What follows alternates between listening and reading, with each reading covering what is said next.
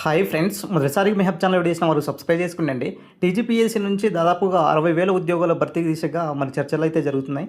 దాంట్లో ప్రధానంగా చూసుకున్నట్లయితే గ్రూప్స్ సంబంధించినటువంటి ఉద్యోగాల ఖాళీలు కనుక చూసుకున్నట్లయితే గ్రూప్ 1లో దాదాపుగా 500 పోస్టుల వరకు ఉండే అవకాశం ఉంటుంది. సో తర్వాత వచ్చేసి గ్రూప్ 2లో దాదాపుగా 1000 పోస్టులు అయితే ఉండడం జరుగుతుంది. తర్వాత గ్రూప్ 3లో మరి 1000 పోస్టులు, అదేవిధంగా గ్రూప్ 4లో దాదాపుగా 5000 పోస్టుల వరకు ఇక్కడ నోటిఫికేషన్ ఉండే అవకాశాలు దాదాపుగా కనిపిస్తున్నాయండి.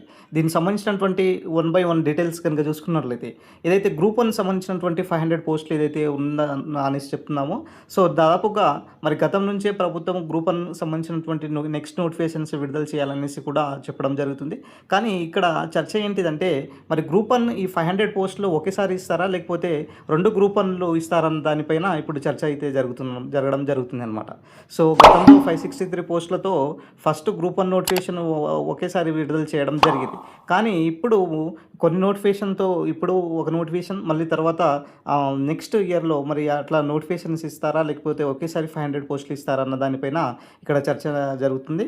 మరి దీనికి సంబంధించినటువంటి మరి సిలబస్ అయినా సరే, తర్వాత రిక్రూట్మెంట్ ప్రాసెస్ కనుక చూసుకున్నట్లయితే ఎస్పెషల్లీ గ్రూప్ 1లో సిలబస్ అనేది మార్పు ఉండకపోవచ్చు.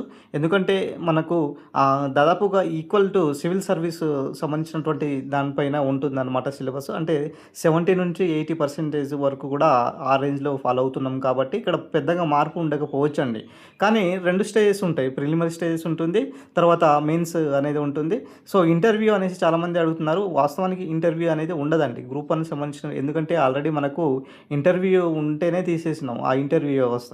సో తర్వాత చూసుకున్నట్లయితే గ్రూప్ 2లో దాదాపుగా 1000 పోస్టులు ఉన్నాయి. సో గతంలోనే మనకు 783 పోస్టులతో రిక్రూట్మెంట్ చేసినటువంటి గ్రూప్ 2లోనే దాదాపుగా 80 నుంచి 100 వరకు ఇక్కడ ఖాళీలుగా ఉన్నాయి. సో ఇవన్నీ కలిపి చూసుకున్నట్లయితే గ్రూప్ 2లో దాదాపుగా 1000 పోస్టులు ఉండే అవకాశం వస్తుంది. సో ఈ నోటిఫికేషన్స్ ఈ ఇయర్ ఎండింగ్ కల్లా అయినా రావచ్చు.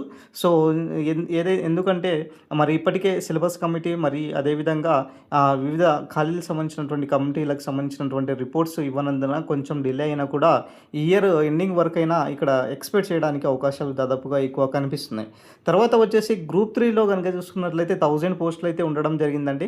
మరి గతం నుంచే మరి గ్రూప్ 3 సంబంధించినటువంటి పోస్టులు ఏదైతే ఉన్నాయో మళ్ళీ గ్రూప్ 2లో కొన్ని పోస్టులు, మరి గ్రూప్ 4లో కొన్ని పోస్టులు మెర్జ్ చేస్తారనేసి కూడా మరి చర్చలు వచ్చినప్పటికీ మరి ఇక్కడైతే మరి ఎటువంటి అప్డేట్ లేదు.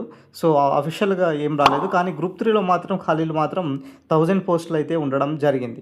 సో నెక్స్ట్ కనుక చూసుకున్నట్లయితే గ్రూప్ 4లో కనుక చూసుకున్నట్లయితే, సో అప్కమింగ్ గ్రూప్ 4లో కనుక చూసుకున్నట్లయితే దాదాపుగా 5000 పోస్టులతో మరి రిక్రూట్మెంట్ ముందుకు తీసుకెళ్లాలనేసి ఇక్కడ కసరత్తు అయితే చేయడం జరుగుతుంది.